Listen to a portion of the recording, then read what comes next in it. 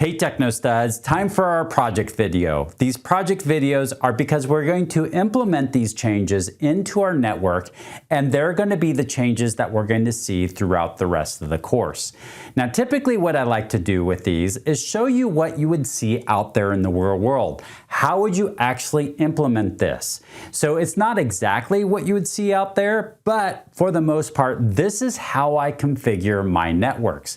Now, quite honestly, we've already done most of the configurations here. So what I'm going to do is I'm going to walk through, make a couple extra configurations to our network, and step you through this process and let you know what I would do, what I wouldn't do, and just tell you how I've configured my networks in the past.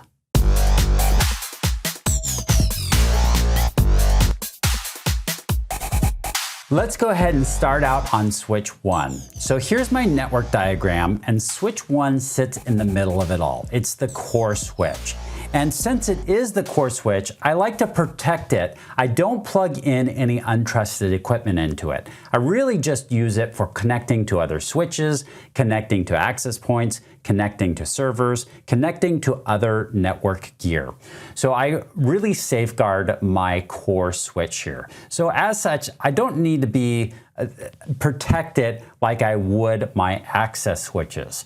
So what I'm going to do is on my switch, I'm first of all going to get into the global configuration mode. And then I'm going to do a no CDP run. So I do like to shut this off if I'm not going to use it. I don't have any specific purposes for CDP, so I'm just going to shut it off on all of the switches. Next is my port channels are really already configured the way I like them to, except for they're not configured as a trunk line specifically. It's in dynamic desirable right now, so I'm going to turn this into being just a straight up trunk line, and I'm going to do it for both those port channels. So I'm going to paste those into there, and there we have that. And then the last thing that I haven't done so far is my Gigabit Ethernet interfaces. I haven't actually shut those down and configured them like the rest of my ports. So I'm going to paste that in there and configure them like the rest of my ports. So now all of my ports that aren't being used are shut down. They're in the access mode, and then they're switch port access VLAN 5. Now, most likely, once again, if I'm connecting certain pieces of equipment here, it might be a trunk line or it might be something else, and I will actually switch that interface into default. I'll use a default command to kind of wipe out all the configurations and then do it specific towards that equipment that I'm connecting to it. So that's for my core switch. Switch 3, for the most part, I have configured the way I want it to, so I'm just going to paste a no CDP run into here, so that way turn CDP off. And then this interface range, I didn't configure it before, so I'm going to configure it now to make sure it's shut down and part of a null VLAN 5, so it can't go anywhere. All right. Now let's get into switch 2. There's going to be some commands in here that I have put on my switches in the past, and a few commands that I don't bother with. Now the problem is that when you start adding all of these safety guards on here, you really complicate the setup. So if you're doing any kind of troubleshooting, it makes it much more difficult to troubleshoot. So you don't want to shoot yourself in the foot. You want to find that happy balance of being able to manage the network and guard against these attacks. But on the flip side is that when you have to go to troubleshooting, it's going to be easier for troubleshooting. So I'll let you know which ones I put on my switches typically and which ones I don't. I'm going to get into the global configuration mode. One thing I do like to do is the spanning tree port fast. I've already actually got it on my switch because I like this command and I promote this command. So we'll enter it in just for the purpose of this demo, but it is already on there. And same thing, no CDP run. We'll get this onto the switch and put that on there.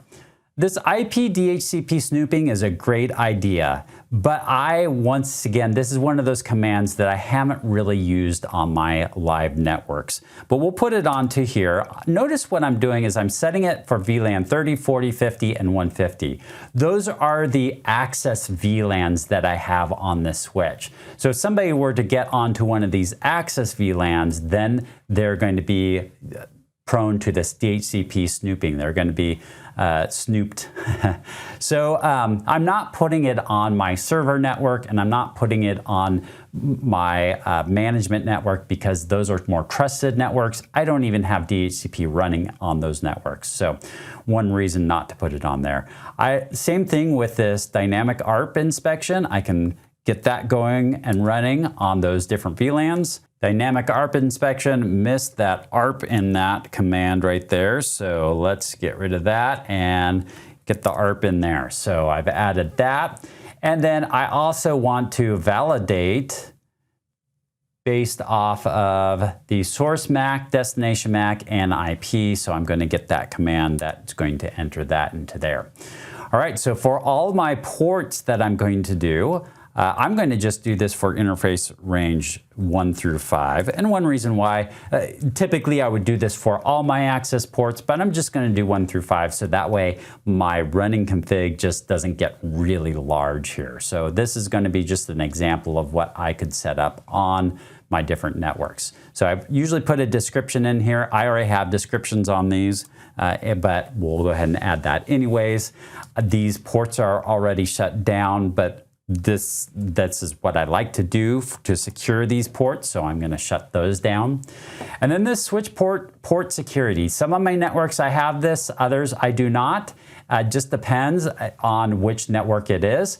I really like this. I really think that it's a good idea to put port security on most of your networks or a lot of your networks.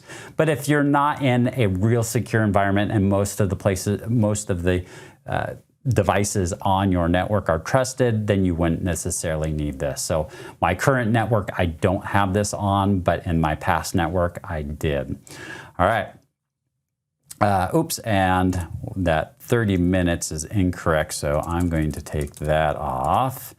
And I mistyped that switch port, so I'm going to move that around as well and correct that. So there we go for that.